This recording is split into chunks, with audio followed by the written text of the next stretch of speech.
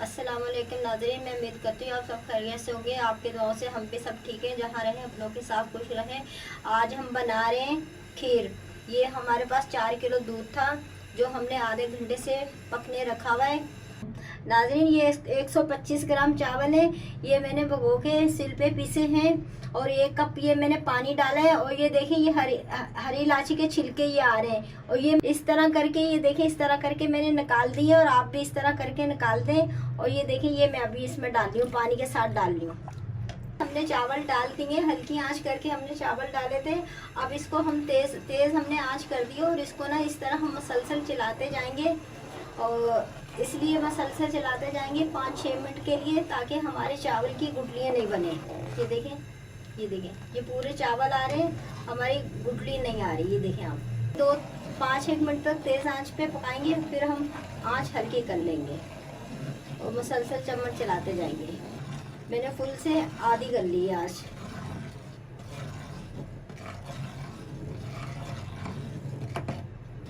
ये देखें नाज़रीन, 5 मिनट हो गए मुझे मसलसल चम्मच चलाते हुए। हमारी खीर में गुठलियाँ नहीं बनी। ये देखें आप, ये देखें,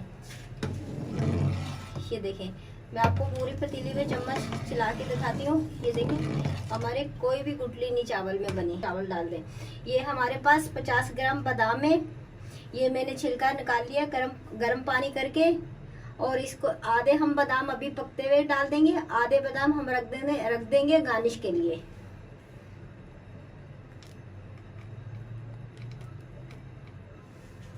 और ये हमारे पास काजू हैं, ये भी हमने लंबे शेप में काट के रखे। और ये भी हम ये करेंगे, आधे हम डाल देंगे और आधे हम गार्निश के लिए रखेंगे, ताकि खीर के अंदर दूध के साथ ये भी अच्छी तरीके से पक जाए और अच्छा हमारी खीर में जायका आ जाए। नाज़रीन, ये 50 ग्राम मेरे पास पिसा हुआ खोपरा है। ये भी हम यही करेंगे, आधा खोपरा डालेंगे, आधा खोपरा हम गार्निश के लिए रखेंगे। बस ये तीनों हमने चीज़ें डाल दी हैं। इसी के साथ हम कम से कम 1 घंटे तक के हम खीर पकाएंगे। नाज़रीन, हमारी खीर को पकते हुए 1 घंटा हो गया। 10 मिनट शुरू में हमने जब चावल डाले थे, जब हमने पकाया था थोड़ी तेज आंच पे, और फिर हमने हल्की आंच पे जो ना 50 मिनट पकाया है।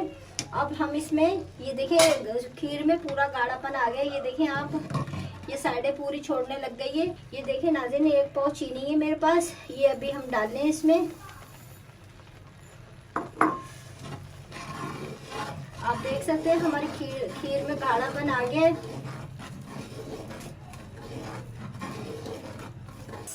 60 ग्राम रोज वाटर है, ये हम डालेंगे। और नाज़रीन, और आप ना जब खीर आप पकाएं तो इस बात का ख्याल रखा करें, आप जो ना बासमती चावल अच्छे वाले लें, क्योंकि आपको भी मालूम है दूध कितना महंगा है।